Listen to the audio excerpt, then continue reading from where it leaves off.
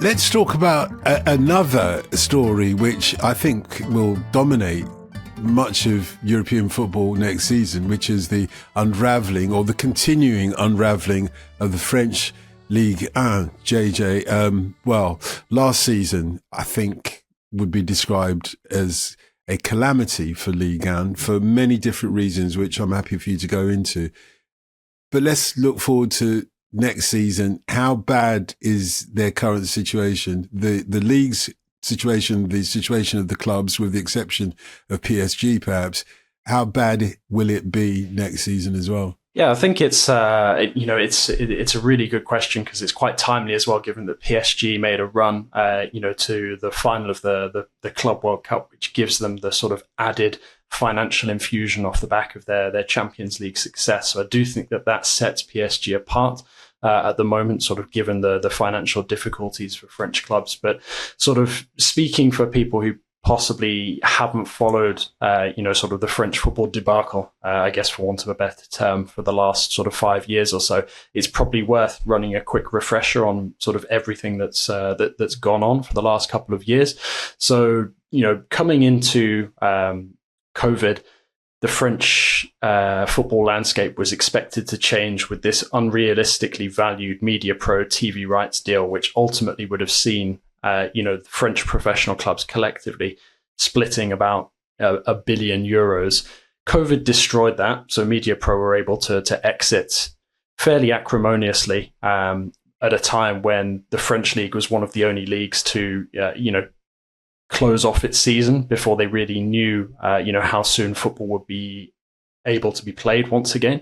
So you then had this scenario where, off the back of that unrealistically priced deal with Media Pro, you had, essentially a tender call.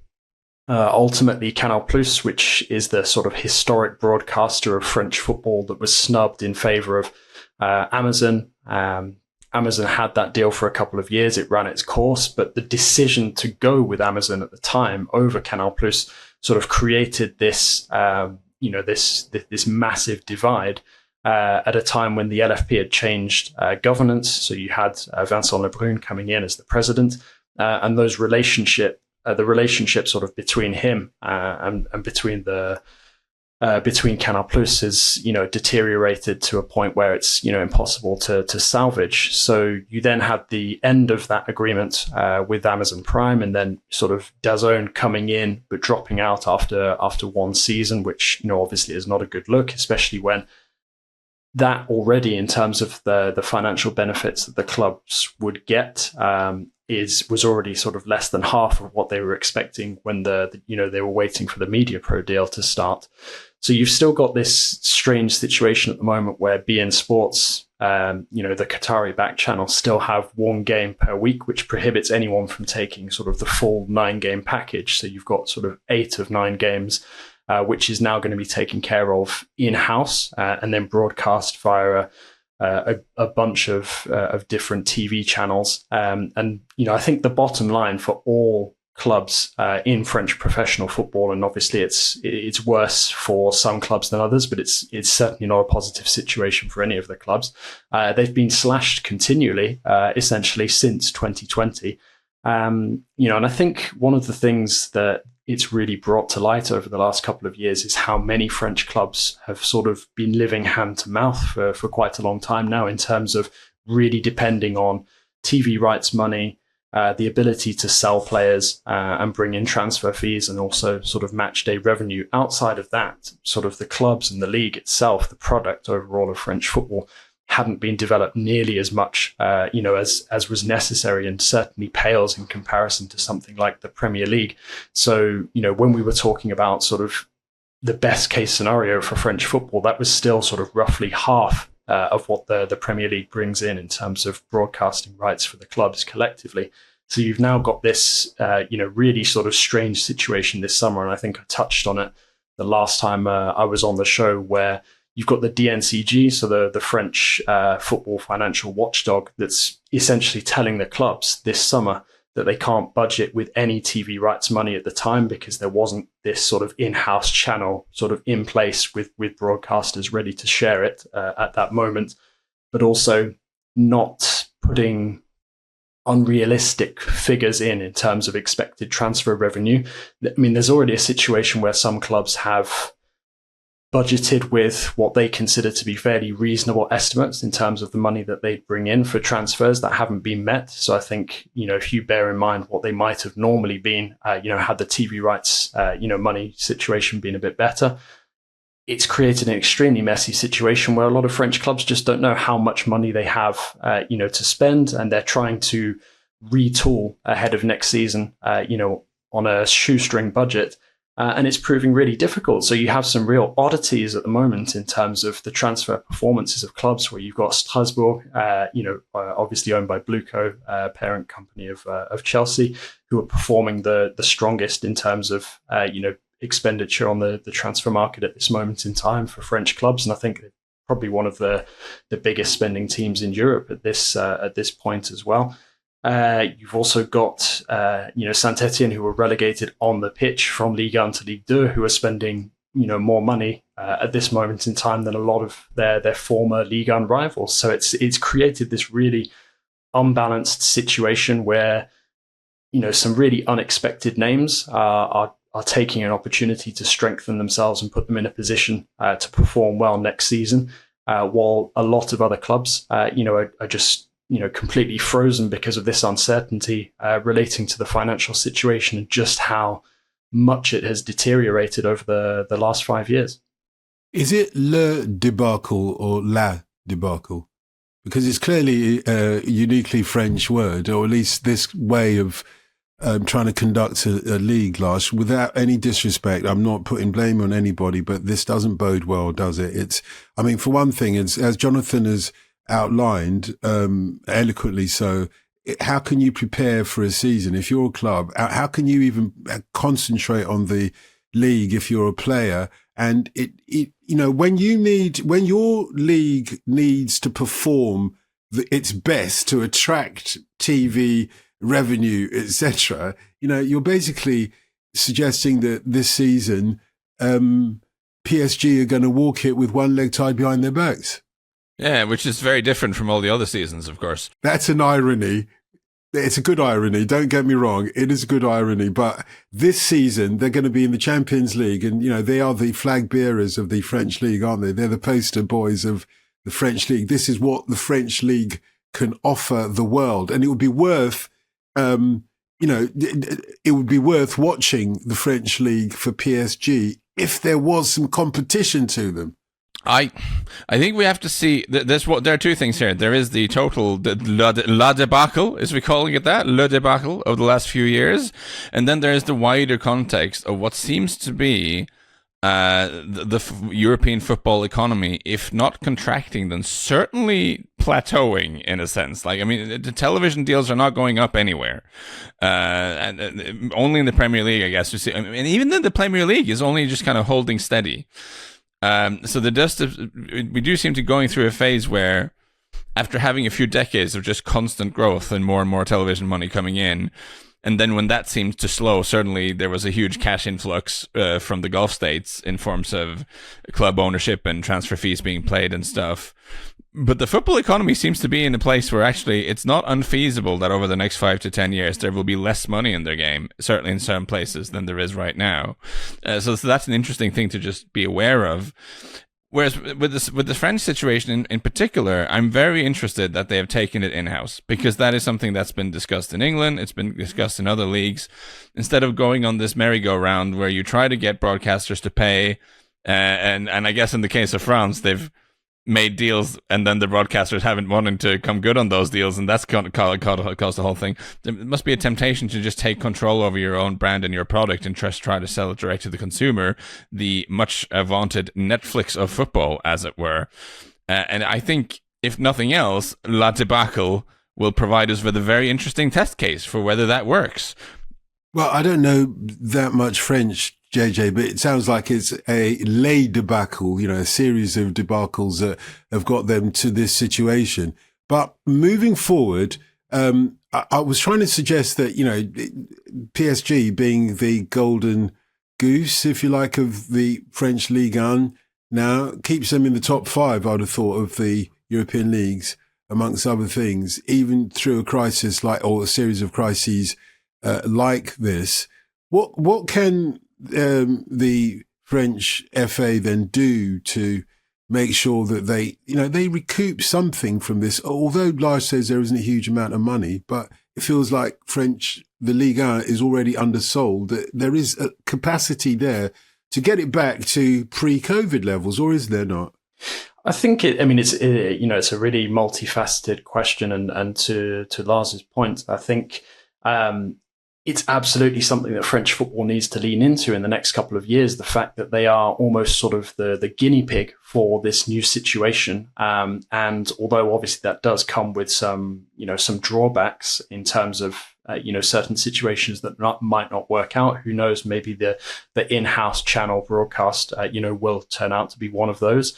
Ultimately, top European leagues are going to have these kind of moments where they consider these kind of moves and ultimately test the water. And now having France sort of doing that for them, I think it's certainly a situation that a lot of leagues around Europe are going to be keeping an eye on, and there's potential for massive change in the next couple of years.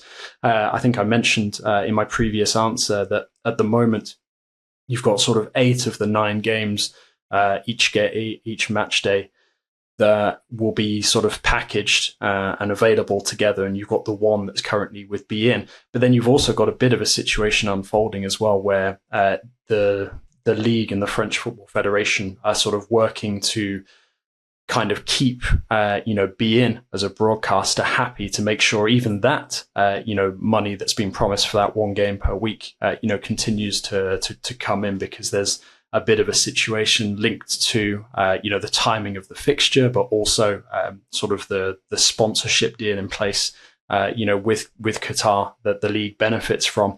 So that situation, and whether that continues or whether it worsens, obviously there's a lot of stuff that's kind of been going on behind the scenes with beIN globally in the last couple of months, which suggests that maybe at some point in the near future that package might become a full 9-game package, and then suddenly maybe that does represent sort of a future potential model for some of these leagues to consider. So I think what happens sort of between now and when that potential deal ends with beIN, assuming that it does ultimately run its course, I think that's certainly going to create a very interesting opportunity for French football to potentially market itself and sort of spread the product elsewhere.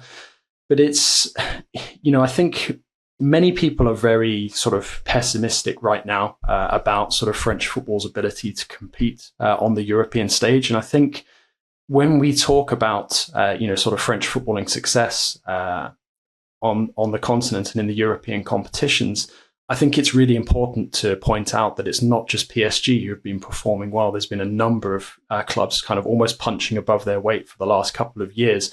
Obviously, that hasn't been the case for the most part of the last decade, but the fact that those clubs have managed to perform so admirably despite the difficult situations, I think that is hugely to their credit, and also just goes to show that there is still a lot of quality in Liga and in French football, and it is something that I think absolutely needs to continue. And hopefully some of these inventive approaches being taken by some of the bigger clubs at the moment, like Paul Pogba going to Monaco, for example, Olivier Giroud, another fellow 2018 World Cup winner, coming back to France with Lille. Those clubs bringing in those kind of big names, that does kind of make the product a little sexier, a little more interesting. They're storylines that people will want to follow over the course of the season. But I do think it's really, really important. And I think it in part explains as well why Lyon weren't allowed to fail and drop down to Ligue 2 with the situation that they were facing earlier this summer, is that French football needs all of its biggest clubs to be at the top of the domestic pyramid in order for the product to really be viable and potentially be successful. That's why it was such a shock a couple of years ago to see Bordeaux plummet all the way down to the 4th tier, where they still are at this moment in time. Obviously, there's big hopes that they'll sort of get themselves back up and first of all, reestablish their professional status, and then hopefully rise back up to the top flight. That's going to take a couple of years. But the thought of having potentially Saint-Etienne and Lyon playing their derby in the second tier this coming season was just, completely unthinkable. And I think ultimately, in terms of French football having, the strongest product possible, it does require those biggest clubs to be at the top level and competing, and ultimately, hopefully, putting a bit of pressure on PSG, not necessarily in the short-term future, but in the medium to long term for sure. So I was just going to throw this to JJ. So trying to be less flippant about this for a second, which is very difficult for me. If anyone are going to actually challenge PSG in a meaningful way, my thing of looking at the French league right now is I find it really hard to see who that's supposed to be, because so many of the traditionally strong clubs are for some reason not. Lyon, through the horrendous mismanagement of by John Textor, are not going to be a factor. We wouldn't imagine. Monaco are, as I said, it's interesting being. Paul Pogba is an interesting sort of human story, but the fact that the summer transfer activity is bringing in Paul Pogba and Eric Dyer on a free, this is not the Monaco of 2013 who were bringing in Falcao and James Rodriguez. The level of ambition has been scaled back quite considerably. And you look at like Marseille, this summer and last summer window haven't done a lot, probably don't have a lot of money to spend. Like, is there any hope for, like, if you had to, like, gun to your head right now, hopefully that won't be necessary, but just strong insistence right now, JJ, if you have to pick one team of these great footballing institutions, really, who could feasibly put together some kind of title challenge this year, where is that coming from?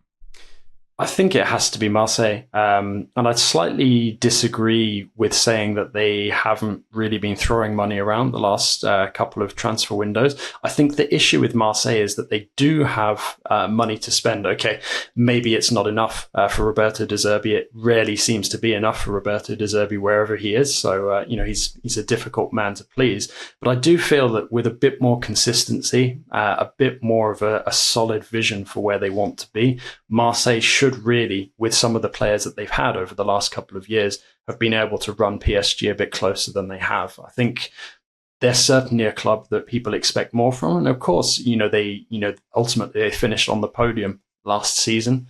And that's, the absolute bare minimum of where they should be. But Marseille, they sort of pride themselves on seeing themselves as France's biggest club, despite PSG's success.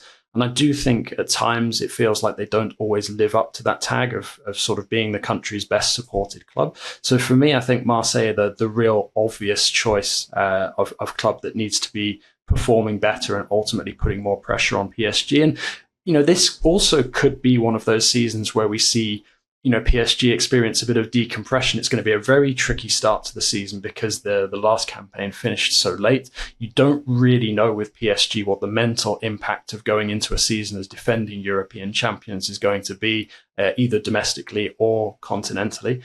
You've also got a number of sort of big questions to be asked, to be answered in the next couple of weeks of the transfer window. Is Gianluigi Donnarumma going to move on? If so, are PSG going to bring in a replacement? They've been linked with Chevalier from Lille. That could be an interesting retooling, but is anybody actually going to spend the money that enables PSG to sell Donnarumma? That's a bit more difficult to see. And Donnarumma seems quite happy to sort of run down the rest of his contract, even if talks over an extension have kind of hit the buffers.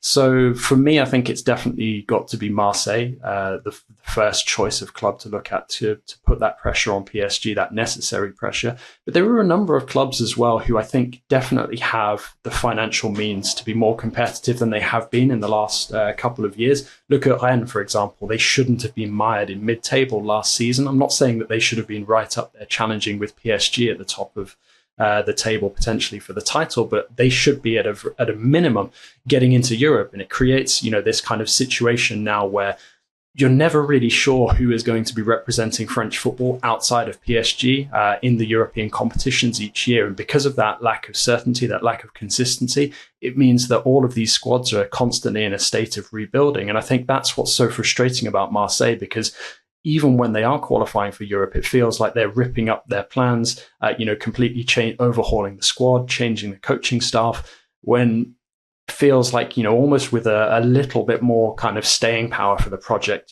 not sort of like looking at it in sort of 2-year stints, but sort of maybe more 3 to 5 years, there could actually be a reasonably sustainable way to, compete with PSG. But it's Marseille, because of the difficulties that they've had in finding regular success over the last couple of decades, certainly compared with their glorious history. I think that has weighed them down as well. And obviously the fan base has, over the years, been accustomed, to those great triumphs, and it's been extremely frustrating for them to see sort of PSG enjoying, this kind of golden era under Qatari ownership. So there are reasons for, I guess, Marseille struggling to find, the kind of consistency necessary in order to really be credible title contenders year in, year out. But ultimately, when you look at sort of the decisions being made at the club, it does feel that, if they were to take a slightly different approach, I think their project would make a bit more sense than it does at this moment in time, and ultimately could, lead to some potential success. And when I say success, I'm not saying, an unexpected Ligue 1 title win, but potentially picking up a Coupe de France title, and also maybe regularly, being on the Champions League stage instead of having one season in Europe, doing fairly well in the Europa League, then dropping out of Europe entirely, because that ultimately, sort of sets the project back, potentially years each time that happens.